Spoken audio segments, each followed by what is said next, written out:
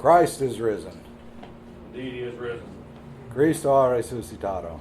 En verdad resucitado. Christos anesti. He is risen. Today we have a number of passages, a number of healings, which are contained in the gospel reading. This is the Sunday of the Paralytic. And we start in the epistle where Peter finds Aeneas, who had been confined to his bed for 8 years, and says, Christ makes you whole. Arise and make thy bed. We have Tabitha, who died and was raised from the dead.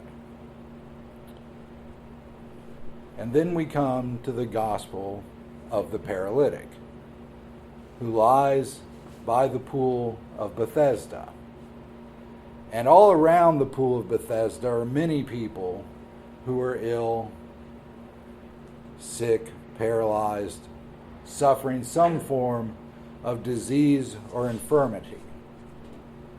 Because we're told that at this pool, at a certain season, an angel would descend into the water and disturb it, make the waves start to ripple in the water. And when that happened, the first person to go into the water after the angel had caused the ripples to come upon it, had troubled the water, would be healed.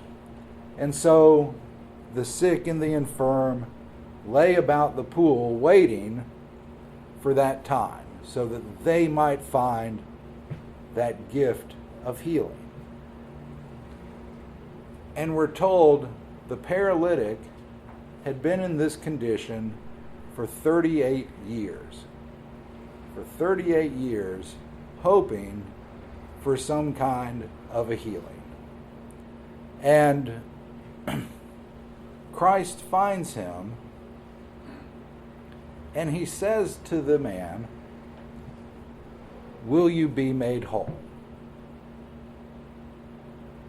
And the man says, I have no one to place me in the water, for when I start that way, someone else comes in first. Now, notice the humility with which Christ approaches this man. He doesn't boast. He doesn't elevate himself. He doesn't say, would you like me to make you whole? Although he certainly could, and in fact did.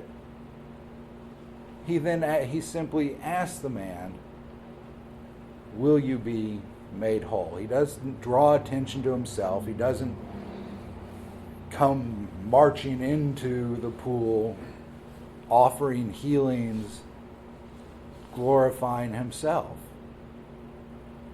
His ministry, as always, is a humble ministry. And the man that he picks, what great patience this man must have. Year after year after year, he awaits the descent of the angel, knowing that he has no one to carry himself into the pool, but yet he's there. And what is that? That's a faith, right? That's endurance. Remember the gospel. He that endures to the end will be saved. And he endures year after year after year until Christ comes to him and says,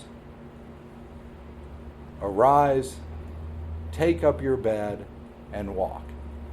The paralytic is always one of my favorite readings, if for no other reason than the icon of the paralytic is one of the oldest in the church. The picture of the paralytic carrying his bed can be found in the 200s in iconography. And if you look at the icon over there, or, we also have the paralytic who's lowered down through the roof and ends up carrying his bed. We always have that same image of the paralytic somewhat off to the side are off in the background because he's not the focus of the miracle. He's the recipient of the grace, but not the focus. But carrying his bed on his back. And there's a message there, and there's a symbolism there, which is, though Christ comes with great gifts of healing, grace showering over all of mankind, we don't just receive it by sitting there. It's not like sunbathing. The sun may shine all over the world, and if you go out and lie in it and do nothing, you will be burned. Not so with the Holy Spirit. You may be burned, but in a very different way, if you just passively await the Spirit to come to you. The Holy Spirit shines across all the world. It casts God's grace all over the world. But not everybody receives it. And not everybody receives it to the benefit, the full benefit that's available. Because Christ doesn't just say to the man, "You are healed." He says, "Arise, take up your bed, and walk." He requires action from that man. Doesn't seem like too much action, but if you've been paralyzed for 38 years, you might as well say, move that mountain from here to there. Which we know, with that mustard seed of faith, can happen. When he heals the blind man and places the clay on his eye, he doesn't say, "You're healed." He says, "Go and wash the clay." When he heals the lepers, what does he say to the lepers? "Go and show yourselves to the priest." And they walk. It's not just that we stand here and God showers grace upon us. He does, to be sure. But it's not just the showering, it's the reception. If you're in a rainstorm, but you're wearing a raincoat, you're going to get a little wet, but you're not going to get soaked. We have to be prepared to receive the grace that God gives us.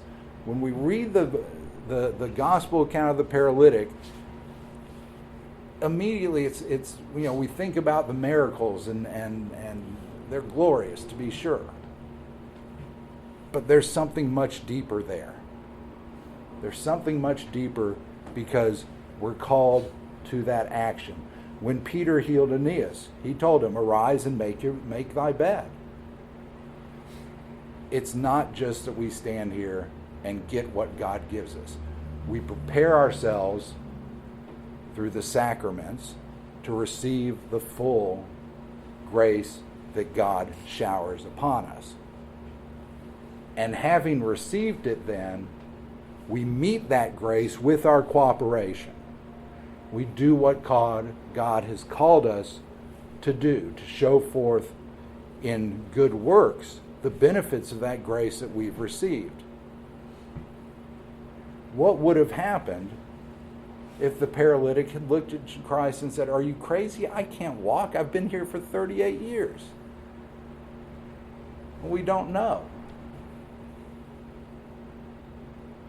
Because he cooperated. He did as was commanded. He got up and he walked and he received the healing that Christ brought to him. Had the lepers not gone to walk to the priest, what would have happened? We don't know. But we know that the leper, particularly the one that returned and gave thanks, was healed.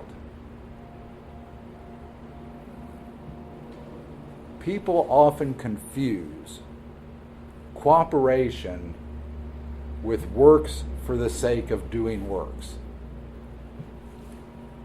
We talk a great deal about good works, but it's not because we do good works to glorify ourselves. We do good works, it's not because we think that the works that we do are going to somehow earn us salvation. We do good works because having been filled with the grace that God provides to us, we bear the fruits of that grace.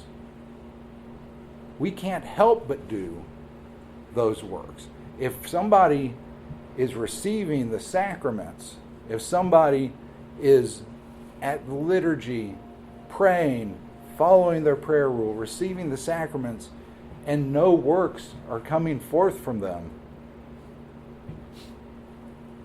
then the faith isn't there. Faith without works is dead, right? That's what James says. The works for the paralytic were pretty simple to you and me. But they were a great undertaking to him. Imagine what faith that had to have taken. 38 years on your back, your muscles atrophied.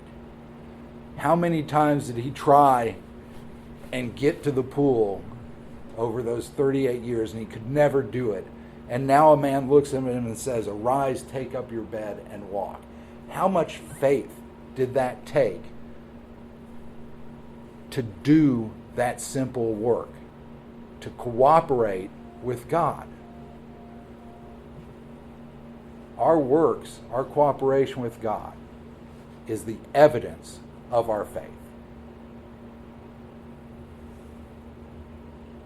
And to ignore the element of cooperation in the gospel readings, when we read these miracles of Christ, always look for where Christ is asking the recipient of this gift to work together with him.